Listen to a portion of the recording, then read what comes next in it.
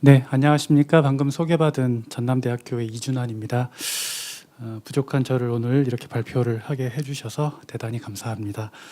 오늘 제가 말씀드릴 것은 이제 학술용어 정비 결과물들을 쭉 보면서 거기에 이른바 쉽게 말하자면 뜻풀이라고 이야기할 수 있는 그 정의문이 어떤 구조로 제시가 되어 있는지 하고, 정의문은 그 내용들이 서로 어떤 관계를 맺으면서 형성되어 있느냐 하는 그 문제를 좀 생각을 좀 하고자 합니다.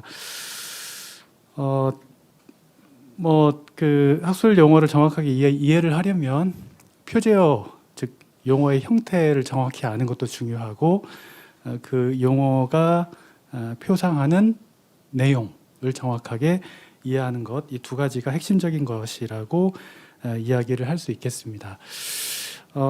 이제 그동안에 이제 용어를 어떤 모양의 것을 쓸 것인지에 관해서 굉장히 사실은 많은 관심을 좀 기울여 왔고, 우리가 해왔던 용어 정비라고 하는 것이 상당히 그쪽에 좀 많이 역점이 두어졌던 것이 아닌가 하는 그런 생각이 듭니다. 그래서 그쪽에서는 눈에 띄는 그런 성과를 이제 거두었는데, 막상 정의 쪽으로 가보면 굉장히 좀 고심한 흔적이 역력히 드러나는데, 이 정의를 참 잘 내리기가 쉽지 않구나, 여러 가지 현안이 있구나 하는 것을 어렵지 않게 느낄 수가 있습니다.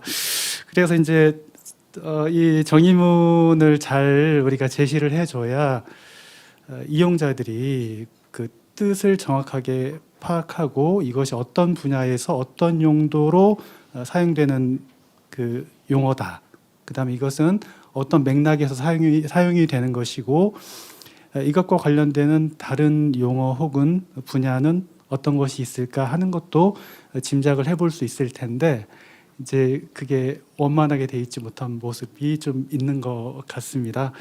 그래서 전반적으로 그 정의문을 전체적으로 한번 검토를 해보고 어떤 상황에 있는 것이냐 하는 것을 우리가 한번 같이 좀 공감하고 문제의식을 가지고 앞으로 좀 해결 방안을 모색해 보는 것이 필요하겠다 하는 좀 생각이 좀 들었습니다. 이제 그런 것을 하기 위해서 이제 발표를 이제 하려고 했던 것인데 사실 제가 뭐 정의문에 대해서 잘 알지도 못하거니와, 그래서 그냥 초보적이고 인상적인 수준으로 그간 그 정비를 해왔던 자료집 중에서 일부를 뽑아가지고 거기에 나타난 정의문들을 유형별로 분류를 해보고 그 구조 분석을 통해서 어떻게 이해를 할 수 있겠느냐 하는 것을 먼저 좀 살펴보았습니다. 그런 다음에 그 이해를 하는 데에 부족함이 있다, 그러면 어떤 쪽으로 우리가 좀 방향을 잡아서 정비를 하면 좋을 것인지에 관해서 정말 약간만 저의 생각을 드러내는 것으로 발표를 하도록 하겠습니다. 그래서 이번에 검토 대상으로 삼았던 것은 크게 지금 그 작년도에 제가 용어 정비 사업을 하면서 그 정비 대상으로 삼았던 그 이제 용어집들 중에서 그 한국국제교류재단에서 한 그 한국문화재 용어, 다음에 주택금융공사에서 한 주택금융용어집, 그 다음에 국토정보공사에서 했던 지적 및 공간정보 용어 해설집, 그 다음에 한국환경산업기술원에서 한 환경 및 무역 관련 용어, 이 네 종의 그 용어집을 대상으로 일단 검토를 좀 해봤습니다. 그 결과 크게 대략 한 11가지 정도의 일단 그 정의문의 어떤 유형을 제가 추출을 했는데, 아까도 말씀드렸지만 굉장히 초보적이고 인상적인 이 분류에 해당하는 겁니다. 저는 이런 분류가 이제 기존의 연구에서 상당히 좀 돼 있기는, 어느 정도 윤곽은 좀 잡혀 있긴 했는데, 막상 이제 여러 논의들을 찾아보니 실제로 그 유형 분류를 자세하게 해놓은 것은 그렇게 좀 눈에 띄는 것 같지가 않았습니다. 그래서 약간 좀 어려움이 좀 있었는데, 그래서 그냥 제가 그 이전에 했던 논문들을 좀 보고 제가 나름대로 분류를 해가지고 그냥 그 결과를 제시하는 것으로 일단은 오늘 발표를 하기로 했습니다.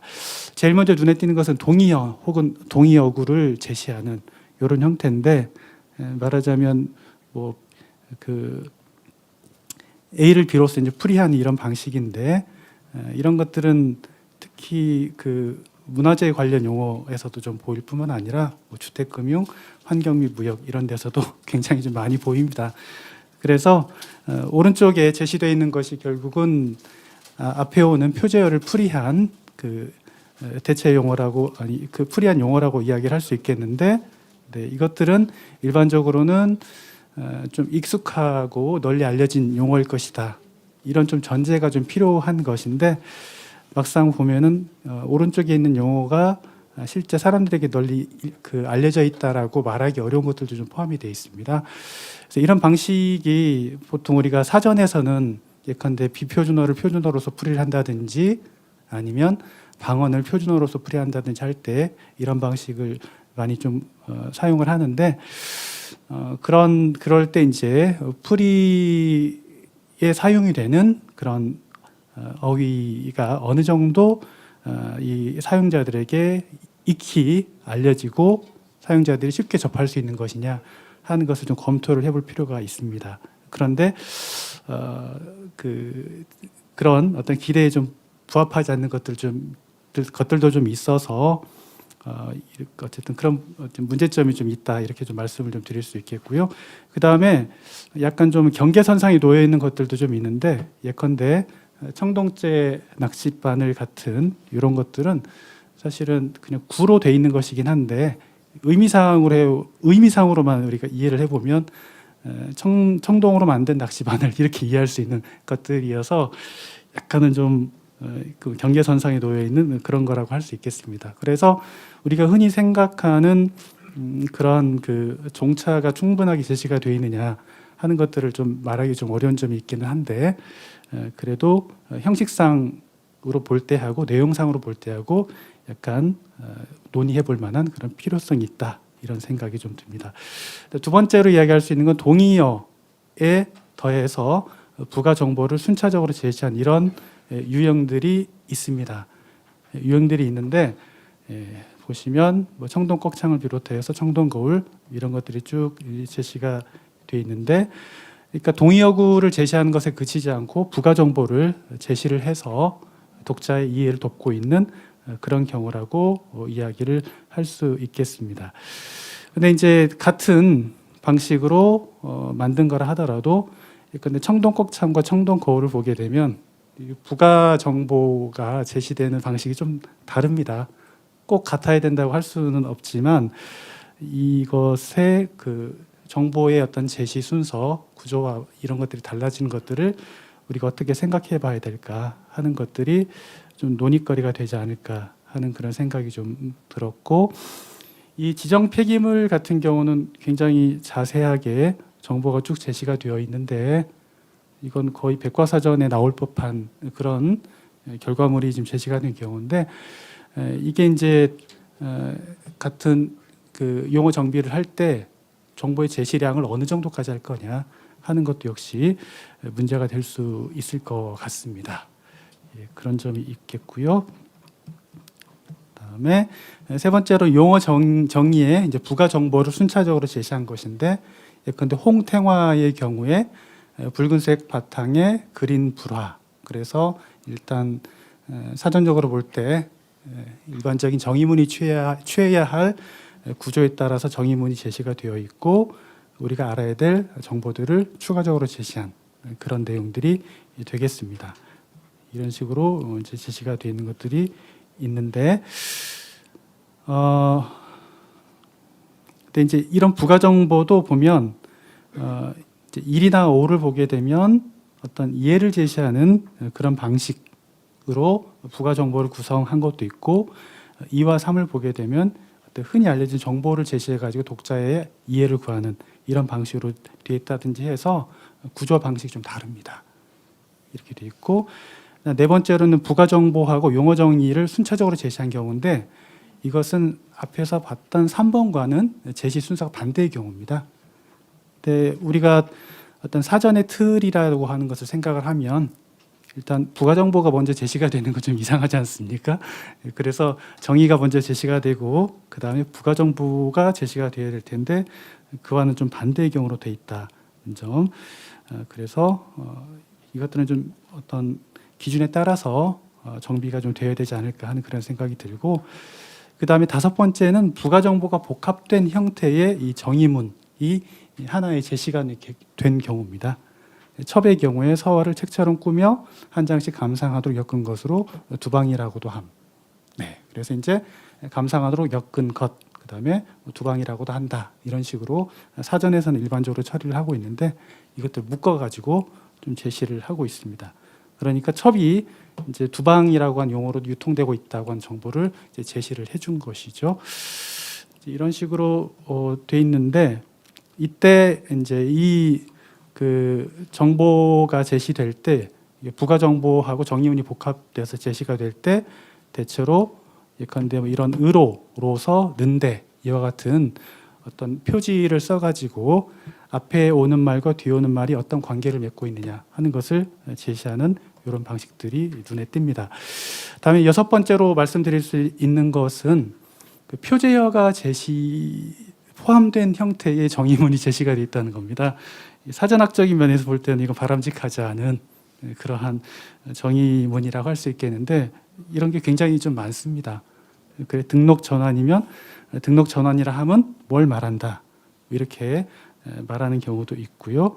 그 다음에 독도 경우는 어떤 것을 독도라 한다 이런 식으로 표현이 되어 있고, 그래서 이런 것들은 좀 그 형식적인 면에서 좀 문제가 있는 것이어서 정비의 필요성이 있겠다 이런 생각이 좀 들었고, 그다음 7번째는 이제 뒤에 제시한 11번과 같이 좀 생각을 해주시면 좋겠는데 7번은 이제 유개념이 제시가 되어 있는 것이기는 합니다만 이것이 그 제시된 유개념이 내용적으로 볼 때 불명확성을 갖고 있는 예들입니다. 그래서 예컨대 1번, 2번의 경우는 사실 불명확하지는 1, 2, 3의 경우는 불명확한 경우는 아닌데 그러니까 이 경우는 크게 문제될 것이 없는데 5번의 경우 흑유에 흑갈색으로 된 것을 이때 이걸 도자기로 해석을 할 것인지 아니면은 어떤 유약으로 해석할 것인지 이것에서 중의성이 있어서 문제가 되는 경우가 되겠고, 7번의 진경산수의 경우는 이것을 이제 유개념을 실경산수로 받았는데 실경산수에 진경산수가 포함이 되는 것인지에 관해서 이견이 있을 수 있습니다. 그래서 이 부분이 좀 정비가 좀 될 필요가 있겠다. 약간 그런 말씀을 좀 드리고 싶고, 시간이 많지 않아서 좀 빨리 네, 그렇게 돼 있고요. 아이고 빨리 넘길 수 있는 방법이 그다음 8번의 경우는 예시를 통해서 정의를 하는 그런 방법들이 있습니다. 어떠한 예가 있다. 이제 그것들을 쭉 나열을 함으로써 그걸 통해서 우리가 뭐 귀납을 하고 추론을 해가지고 그걸 이제 전체적으로 종합을 해서 어떤 직업적 질환이랄지 지역 이기주의랄지 이런 것들을 이해하도록 하는 그런 방식이 있습니다. 그 다음에 9번째로는 반의어를 이용한 그 정의가 되어 있는 경우가 있는데 예컨대 빙실효과 하는 것에 대해서 반대되는 것이 온실효과이다. 이렇게 부가정보로서 이 반의어를 제시한 경우도 있고, 줌인의 경우는 아예 그냥 그 복합된 형태 정의문이 제시가 되어 있는데 아예 그냥 줌아웃은 이렇게 해가지고 줌아웃과 반대되는 그런 개념을 갖고 있다고 하는 것을 표현을 하는 이런 경우도 있습니다. 그 다음에 10번째로는 어떤 개념 설명이나 혹은 개념어, 예시 등을 괄호 안에 포함해서 병기해서 제시하는 그런 경우도 있습니다. 그러니까 이것은 충분히 이렇게 그 제시하는 방법을 고민해 볼 수 있는데 일정한 틀에 따라서 제시가 돼야 되는데 좀 다양한 방법을 구사한 경우다. 이렇게 이야기를 할 수 있겠습니다. 대략 이렇게 한 11가지 정도를 이제 제가 좀 추출을 좀 해봤는데 3장에서 이 정의문의 구조 및 체계에 관한 이해 부분에서 저희 생각을 좀 몇 가지 좀 말씀을 좀 드려 보았습니다. 일단은 여러 가지 틀로서 우리가 정의문을 쓰고 있다고 하는 그런 말씀을 좀 드릴 수 있었는데, 일단 문제가 될 만한 것은 일단 온전한 구조의 정의문이 제시가 되어 있지 않은 것들, 이것들을 앞으로 우리가 용어 정비를 할 때 어떻게 처리할 것인지 하는 것에 관해서 한번 진지하게 좀 고민을 좀 해볼 필요가 있겠다, 그런 생각이 들었고, 두 번째로는 이제 유개념이 제시가 되어 있지 않은 그런 것들이 이렇게 있는데, 죄송합니다. 근데 이제 그 유개념이 제시가 될 때는 이게 상이어와 하이어 사이의 관계가 충실하게 고려가 되면서 유개념이 좀 사용이 되었으면 좋겠다는 그런 생각이 듭니다. 그런데 이제 앞에서 좀 살펴봤듯이 그게 충분하게 정비가 되지 못한 상태에서 유개념을 좀 제시하고 있는 그런 면이 있어서 그 부분을 좀 고민을 해서 이제 그 종개념과 유개념을 어떻게 관계 맺음을 할 것이냐 하는 것을 고민해 볼 필요가 있을 것 같고, 그다음에 종차가 충실하게 제시가 되어 있지 않은 그런 것들이 많은데, 종차를 잘 제시하는 것이 사실 사전에서 제일 또 중요한 정보지 않습니까? 그러려면 결국 유개념하고 종개념 사이에 어떤 의미적 차이가 있는지 그것을 우리가 좀 과학적으로 접근할 수 있는 어떤 기준을 좀 마련하는 것이 필요한데, 그 방법들을 우리가 좀 고민을 좀 해볼 필요가 있지 않을까 하는 그런 생각이 들었고, 그다음 형식적으로 그런 그렇게 돼 있고요. 그다음에 이제 부가 정보를 제시할 때는 일단 형식상 그 정의문과, 그러니까 그 용어에 대한 정의문하고 그다음 부가 정보는 좀 정확하게 좀 구별을 좀 해야 될 것 같고, 그다음에 부가 정보를 제시할 때 어떤 형태의 부가 정보를 제시할 것인지 그 방향이 좀 추출이 나오면 좋겠다는 그런 생각이 들었습니다. 그래서 용어의 성격이 어떻게 규정이 된다면 그거에 따라서 어떤 종류의 부가 정보를 제시하는 것이 사용자들에게 필요하겠다, 약간 그러한 좀 방향이 좀 나왔으면 좋겠다는 생각이 들었고, 마지막으로 어떤 백과사전적 정보가 좀 많이 실려 있는데, 이 점에서 사실 언어 사전과 좀 성격이 좀 다른 면이 좀 많이 있는 것 같습니다. 근데 학술 용어가 꼭 언어 사전이어야 하느냐 하는 것에 대해서는 제가 꼭 그렇다고 말씀드릴 수는 없지만은, 백과사전적 정보를 제시한다고 하더라도 일정한 틀이 좀 마련이 되어 있으면 좋겠다는 생각이 드는데, 그 틀이 상당히 중구난방입니다. 그래서 일정한 틀을 가지고 거기에 맞게 필요한 내용들을 채워나가면서 용어 정비를 해서 결국 약간 범주적 그런 어쨌든 그 구조화된 그런 틀 안에서 제시를 해서 그것을 가지고 그 용어 정비 결과가 좀 제시되도록 하는 것이 좀 필요하겠다는 그런 생각이 들었습니다. 시간이 제가 3분 이상 넘겼는데 대략 좀 중언부언했습니다만 이 정도로 제 말씀을 드리고 이따 토론 시간에 말씀해 주시면 답변 올리도록 하겠습니다. 감사합니다.